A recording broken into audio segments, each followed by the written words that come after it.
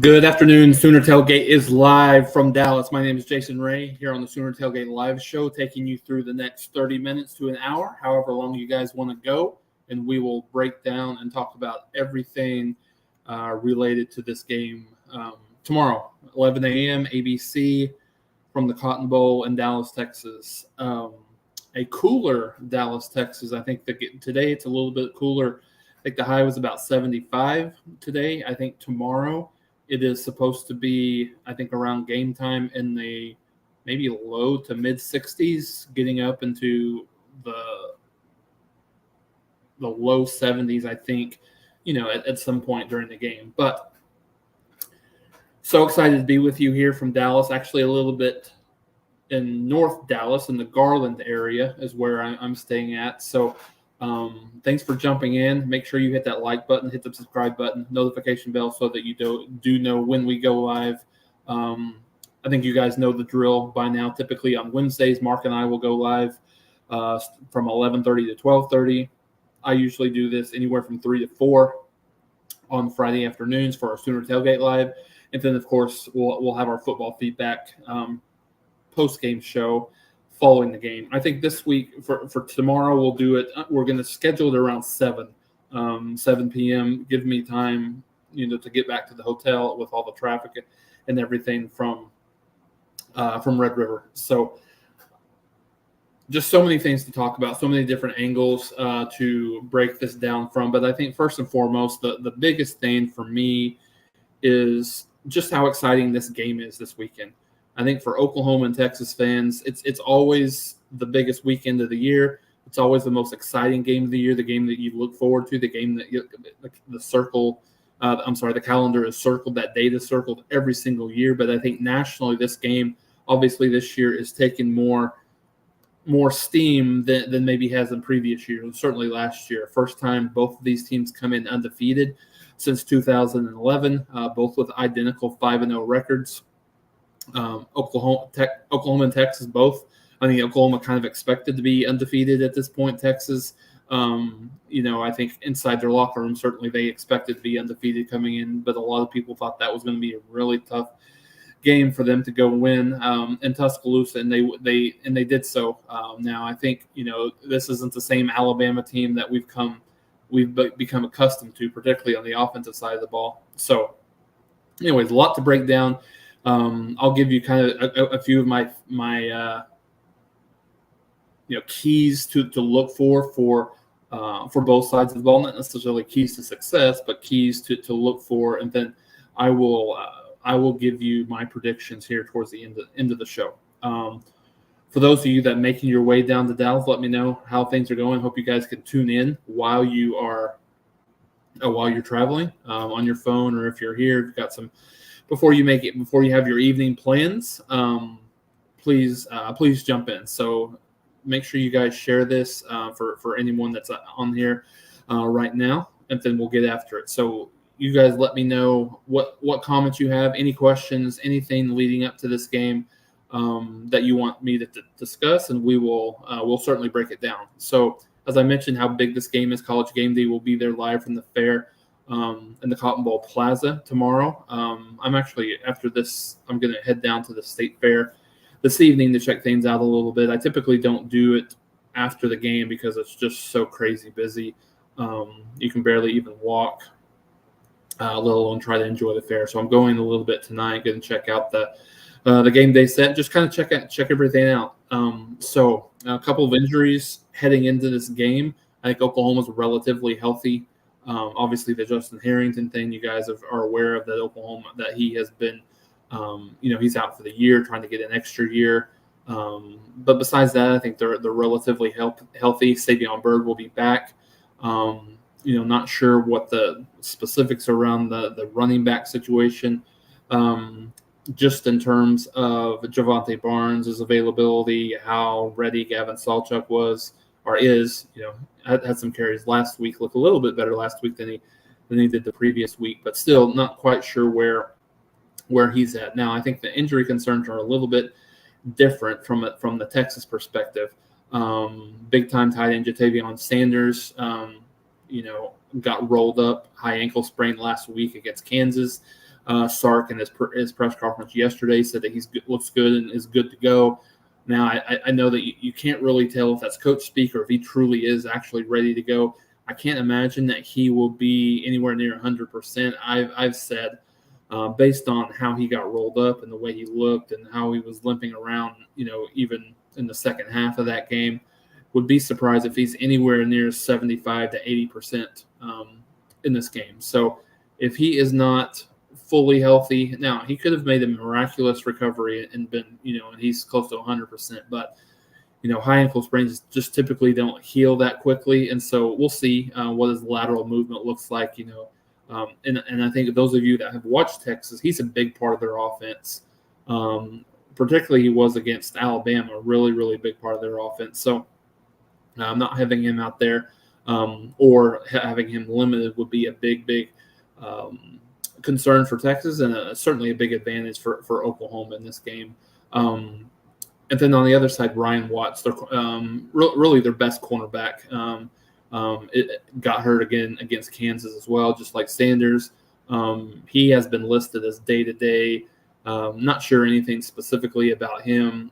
So in terms of any kind of a telltale as far as that goes. But the fact that he's day-to-day on Thursday still wouldn't give me a big cause for optimism if I was a Texas fan for him being out there, which again, another benefit for Oklahoma. Oklahoma likely to rely on the passing game a little bit more, perhaps in this game, but we'll get down to that. So lots of ways that we can kind of take this preview. I've heard some things kind of coming up on radio stations. Who is this a bigger game for, coaching wise? Steve Sarkisian or Brent Venables? I mean, I think listening to Parker and some of those guys, I feel very similar. I think you can make a case for this being a bigger game for either side, right? I mean, with how this game went last year, I think for Brent Venables in his first year at Oklahoma overall, but I think this is the one that like lingers in everyone's mind. When you lose a game like this in Red River 49-0, I think it takes a toll on you. I think, and just in terms of like preparation and expectations and things like that. Now, I think Brent Venables, it's not one of those games where he really just absolutely needs to win this game. Now, I think what needs to happen for Oklahoma is no matter what happens inside the Cotton Bowl tomorrow, Oklahoma needs to be competitive in this game. And I think they will. I mean, I don't have any doubts that they will be competitive in this game. But if things go south for whatever reason, and Oklahoma's not competitive, I don't think that's a good look nationally, not only for the Oklahoma program, but for Brent Venables specifically. So, no, he doesn't have a lot of pressure on him necessarily to win this game, but Oklahoma's coming into this game, I think, at least nationally, relatively unproven based on the schedule and certainly based on what happened last year, not only just in this game, but for the entire season. So I think nationally the jury's out on this team a little bit just to see exactly what kind of season and what kind of team this is. I mean, I think we'll all find out tomorrow afternoon inside the Cotton Bowl.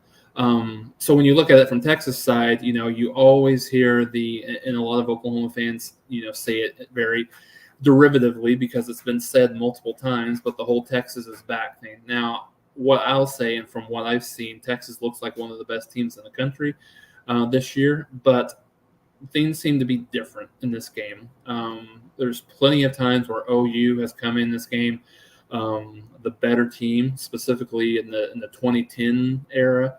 I remember a couple of different occasions where Oklahoma was in the top 10, top 15. Texas was not even ranked, and either Oklahoma just did not play well and found a way to win, or they did not play well and lost. I specifically remember the Charlie Strong game where Oklahoma got beat. Also remember Mac Brown's last year. Oklahoma got beat by Case McCoy in that team. So, it's very cliche to say, that you throw the records out, you throw the rankings out and all that stuff, but it really is truly what that is in this game. So I think if you're Sark and you're Texas, you're number 3 in the country. You've got one of the best wins in the country. And when you went to Alabama, you have a relatively easy schedule the rest of the way. And so I think if you're a Texas fan, you've got a lot of pressure on Sark to win this game. And it doesn't necessarily have to be convincingly, but I think you've got more pressure on him because they're probably ahead of schedule from at least from a rebuild perspective with this being Sark's 3rd year, and this is only being Brent Venable's 2nd year. So a little bit more pressure as far as that goes. So here's a couple of things that I'm looking at as we start to look at this game, and not any questions, but a couple of comments from Mike Go OU,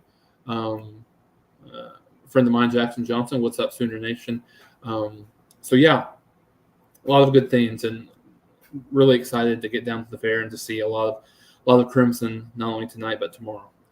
So when you look at offensively, what are some keys to the game? So I think number one, Dillon Gabriel has to have. This is his biggest game he's ever played in. Didn't have the opportunity last year. Would like to see him have had a couple of more like really big games under his belt. I think probably the biggest one, Bedlam last year at home, where Oklahoma played really well offensively early on, and then just kind of just put up the tent and went home. After that, then the Florida State game, that was a big time environment as well. But this is the biggest one that he'll play in. How does he play? How does he react? Is he aggressive in the pass game, looking for some of those big shots that they typically look for, especially if Ryan Watts is out for Texas. So I think his play is going to be big, protecting the football, no turnovers, no interceptions, things like that. I think are big. I think there's a lot of discussion about the Oklahoma running game or lack thereof coming into this game. And you've got Savion Byrd that's back. I think he's a guy that's truly going to be needed on the offensive line, particularly in the middle of that offensive line. I would say, looking at this from Oklahoma's perspective, I don't think Texas has a significant edge all the way across position by position, with the exception of Oklahoma's interior offensive line against Texas's interior defensive line. So the big matchup to me is going to be, Savion Byrd, Andrew Rame, McCade Matower against that interior of the defensive line for Texas. When you look at Kavondre Sweat, Byron Murphy, Alfred Collins, a few of that's the matchup to look for, I think. So I would think that Oklahoma's not going to do a lot of business running the ball up the middle. I would think you're going to see not only in the run game but the pass game. I think you're going to see Dillon Gabriel get out on the edges a little bit, a lot of sprint outs, a lot of rollouts, maybe some bootleg type things that they put in, because I don't think Oklahoma is going to want to make a living from tackle to tackle in the pocket in this game, or running the ball up the middle. So I would almost say, and I kind of mentioned this to a few colleagues of mine, that I would really say no more than 3 or 4 runs between the tackles all game long. You got to get out on the edge and test them sideline to sideline, because Kansas did some good work against them, and I know that our quarterback situation was awful last year in this game, and in turn the game plan was not good. Understanding that, and I think not really completely any fault of Levy's. He just didn't really have many options with how poor the backup situation was with Bevel and company last year.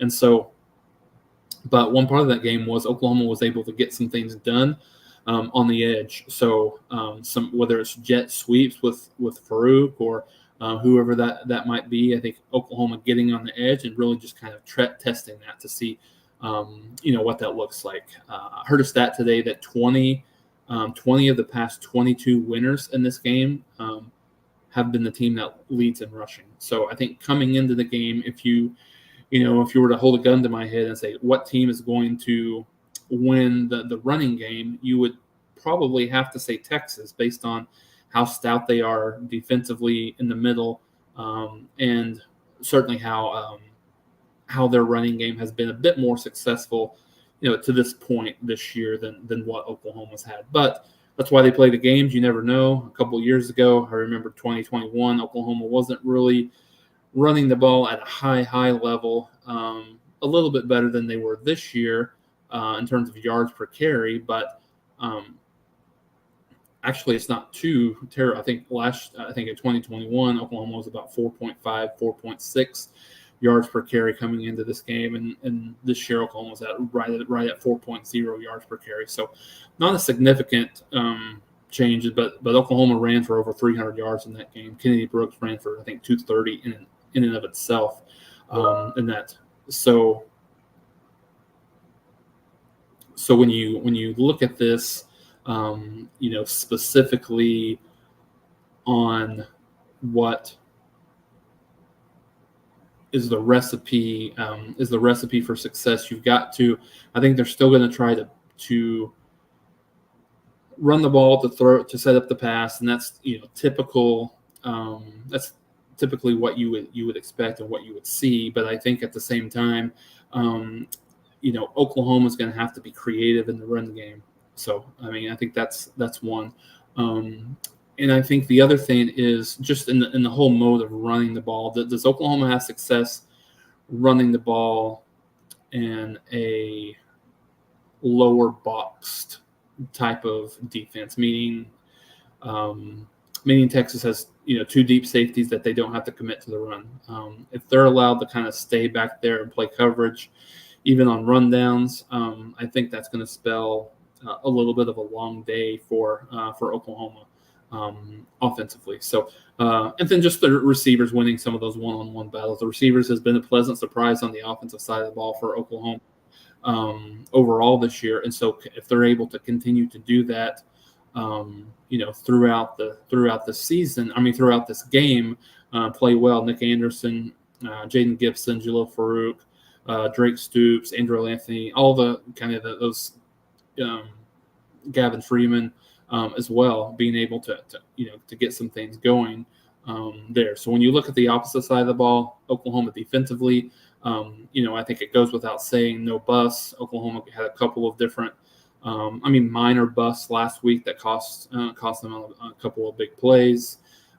So certainly can't have that. Have to trust your instincts, trust your eyes. Don't get caught peeking out in the backfield.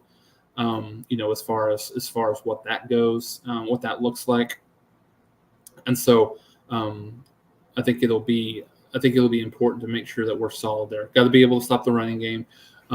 Particularly last week, Jonathan Brooks ran for over 200 yards against Kansas. Now I know that our defense is, I think, much more talented than what Kansas is, but being able to neutralize that running game, I think the team that makes the other one more one-dimensional in this game is going to have a considerable advantage, I think, in the game. And I think the other thing is Oklahoma's cornerbacks like Woody Washington, Gentry Williams, being able to go, and I know they're not going to be asked to go one-on-one, but really against that wide receiver core from Texas. When you look at Xavier Worthy, Adonai Mitchell, we talked about JT Sanders, Jordan Whittington as well. Really, really good skill players for Texas. How does Oklahoma handle that in the back end?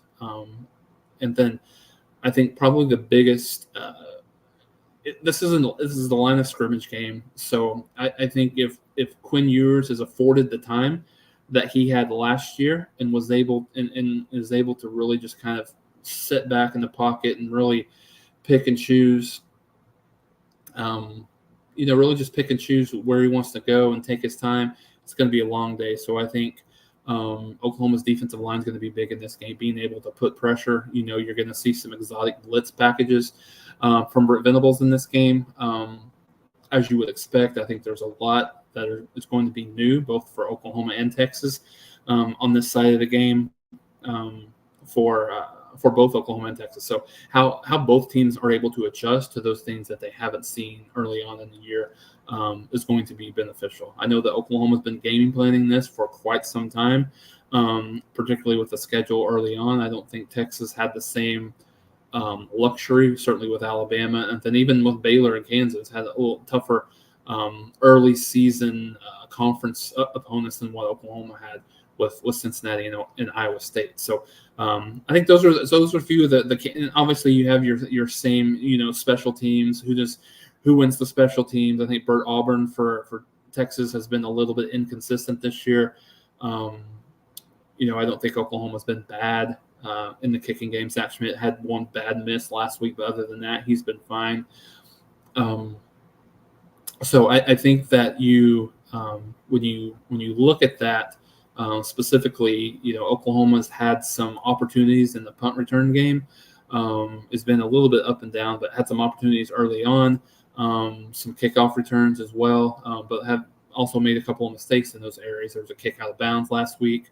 You had the Jalil Fruit fumble on the kickoff return against Tulsa. So, who wins that? Turnovers obviously is a big one.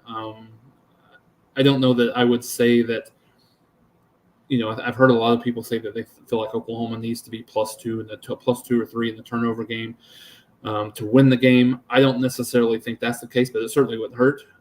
They can't be negative. I think it has to be at least even in the turnover game on Saturday. So I think PJ Adebawore, I think, is a guy that could have a big impact. Rondell Bothroyd, again, really just our ability to rush the passer, I think, because Texas's tackles struggled a bit against Kansas last week, and I think I think Banks has been hurt a little bit. I heard he was in a boot, so I'm not sure what. He was obviously going to go in this game. You're going to go regardless. So those are a few of my keys on both sides of the ball for this game. Jackson, what's your take on Greg Sankey attending this year's edition of the Red River Rivalry? Yeah, I think it's cool, Jackson. I think it's really, really cool. You get a sampling from him of what this rivalry looks like up close and personal. I know that Brett Yormark is not going, so Sankey could go. Not necessarily that they both can't be in attendance for this, but really, really cool gesture to see him there. And I think Oklahoma and Texas fans alike are just tickled pink for Oklahoma and Texas collectively to go to the SEC. It's about the only thing that you'll see both of these fan bases agree on is their overwhelming desire to get into the SEC and be done with the Big 12 conference. Jimmy, do you think this will be an offensive or defensive game? I think if I can answer maybe a little bit of both. I think both offenses are those offenses that are good enough they're going to be able to score against anyone. So I don't think either defense is going to hold either team under 20 in this game. So I think the defenses will have some opportunities to get some 3-and-outs and get some stops, but both offenses are too good, I think, for to see either team not be successful in this game. So I know that I'm kind of taking both sides, but I think it'll be.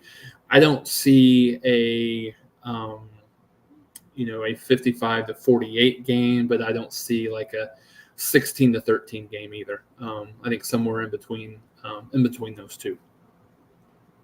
I think the one thing coming in is interesting. This game the line has. I think it started at around 6.5 or 7. I think it dropped down to 5. I think it went up maybe a little bit today to 5.5. But I think for a line as small as it is, no more than a touchdown, the overwhelming majority of national people feel like Texas is going to win this game. Maybe, not in a blowout fashion, but I think a lot of people think that Texas is going to win the game fairly comfortably. I think the Texas fan base is very, very cocky, very, very overconfident. So I'm interested to see if the players and the team have that same kind of level of overconfidence, or if they're really dialed into this game. Because you've seen, whether it be Joel Klatt or Brandon Walker from the Barstool side, just a lot of people think that Texas has arrived. This is their showcase, and Oklahoma is kind of just there. Not necessarily that, like I said, not Oklahoma's going to get their tail kicked in this game, but think Oklahoma's a year away and not ready to really compete with Texas. So I think that's one thing that's I don't know that that's really anything that Brent Venables is using for his team this year in this game. But again, I think there is just a high level of confidence, overconfidence, and everyone just overwhelmingly picking Texas to win this game. And I think a lot of it comes from and I don't completely understand it, but I think a lot of it comes from last year's 49-0 win against Oklahoma last year. I think a lot of people feel like Oklahoma has to make up those 49 points in that game, not necessarily understanding that in that game you had Dylan Gabriel out, you had not a capable backup. Oklahoma's defense was not anywhere near what it was this year. And so each year is different. I don't think it's one of those things where Oklahoma has to worry about, like, okay, we have to go in and we make up these 49 points. So I think a lot of people are just kind of assuming that, okay, this is the same team. Oklahoma has, I think, 50 different players on the roster than what they did a year ago. So I think when you look at this, guys, for this game, I think there's a lot of undervalue for Oklahoma, specifically because of that. So, John, I don't know if you're new. I know you're not new to the channel, but new to this game. So it's 50-50. The tickets are split evenly. Excuse me.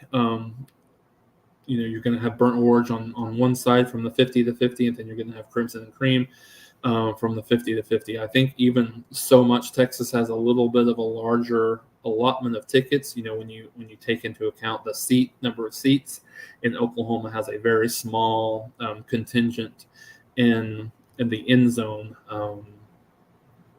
of the Texas side, just to make it even. So it is even. Now, in terms of people that sell their tickets and stuff like that, who knows, what that looks like. But yeah, it is even. Joseph Weiss, thanks for coming in. I have a feeling that Jackson Arnold is going to get a drive when nobody expects it to throw Texas off, and he's going to end up scoring a big-time touchdown.